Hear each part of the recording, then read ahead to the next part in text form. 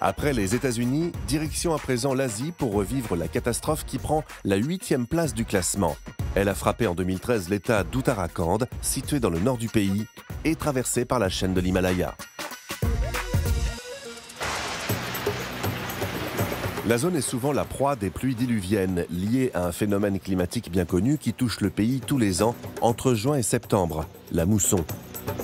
Une période au cours de laquelle de nombreux pèlerins de différentes religions se rendent dans l'état d'Uttarakhand, où les rivières sacrées du Gange et de la Yamuna prennent leur source. À cette époque de l'année, la population augmente de 300 000 personnes. Mais en juin 2013, un événement cataclysmique va frapper au pire des moments.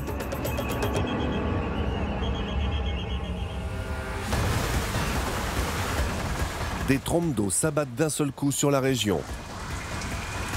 Entre le 15 et le 16 juin, les précipitations vont atteindre 10 cm d'eau par heure. Une montée des eaux soudaines dont les conséquences vont être dramatiques. Car la région est au pied de l'Himalaya. Et lorsque les pluies vont s'abattre sur les flancs des montagnes, la catastrophe va se transformer en véritable tragédie. Non seulement la neige présente sur les sommets va fondre à grande vitesse sous la puissance des chutes de pluie, mais les pentes vont également augmenter le débit de ces millions de mètres cubes d'eau qui vont déferler sur la vallée en direction des villages. Une crue éclair qui ne laissera aucune chance aux habitants.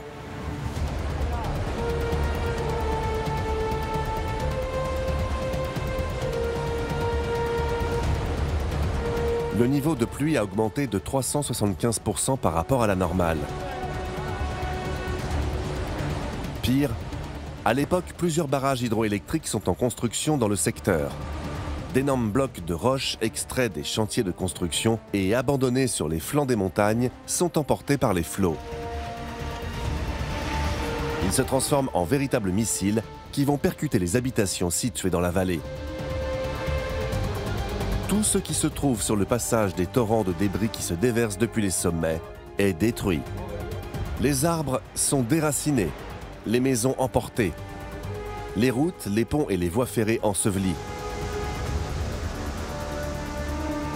L'arrivée d'une telle quantité d'eau va provoquer de gigantesques glissements de terrain qui vont anéantir tout ce que la pluie n'avait pas encore emporté. Sur place, des dizaines de milliers de pèlerins se retrouvent piégés, sans aucun ravitaillement possible.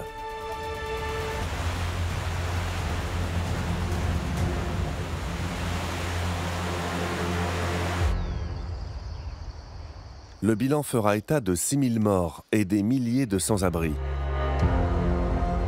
Les corps emportés par les eaux seront retrouvés plusieurs semaines plus tard à des kilomètres de distance. Leur décomposition entraînera la propagation de maladies et la pollution des ressources en eau potable, augmentant encore le nombre de victimes. Un drame terrible qui continue de hanter le souvenir des habitants. Mais pour eux, l'inquiétude face au risque d'inondation n'est pas près de disparaître. Car le changement climatique a des conséquences concrètes et déjà visibles sur la région. La fonte des glaces de l'Himalaya s'accélère. Et les prochaines pluies diluviennes qui s'abattront sur l'Uttarakhand pourraient bien déclencher une nouvelle catastrophe, encore plus destructrice.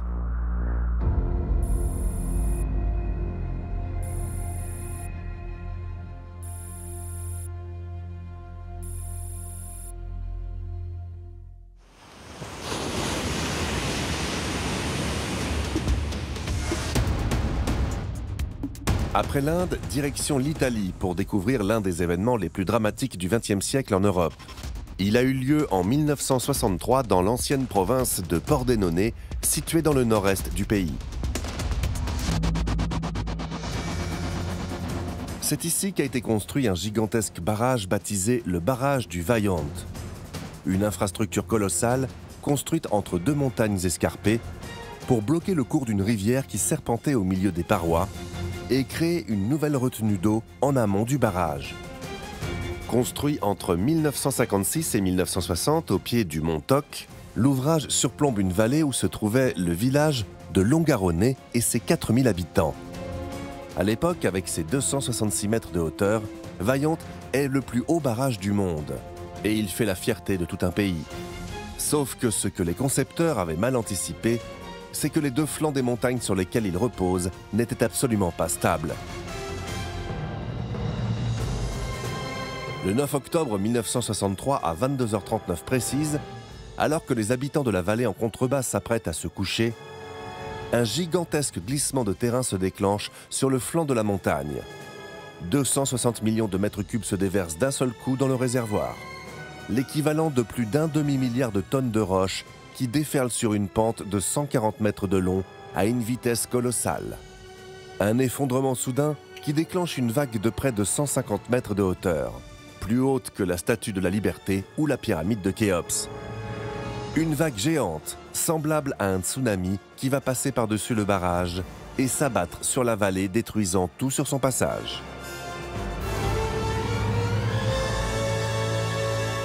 L'une des catastrophes les plus terribles de toute l'histoire de l'Italie. Une inondation venue du barrage du Vajon et qui a décimé la vallée. Les villages de Longarone, Pirago, Villanova, Rivalta et Fae sont rayés de la carte. La catastrophe aura duré à peine 15 minutes. Bilan, plus de 2000 morts et des centaines d'habitations complètement anéanties. Malgré l'envoi de 2000 militaires sur place pour aider les équipes de secours, les corps de centaines de victimes ne seront jamais retrouvés. L'enquête montrera plus tard que la catastrophe était entièrement prévisible et que la géologie des lieux aurait dû interdire les autorités d'y construire un barrage.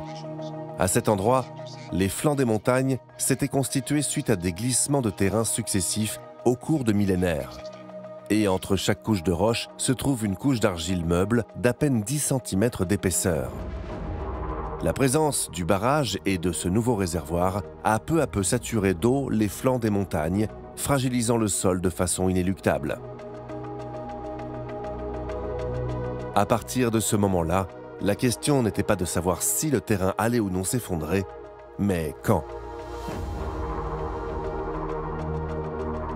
Suite à la catastrophe, l'endroit a été définitivement obstrué par une gigantesque colline atteignant 850 mètres d'altitude, empêchant la rivière de s'écouler au niveau du barrage. Son cours a donc été dévié pour qu'elle se déverse dans une vallée située plus à l'est.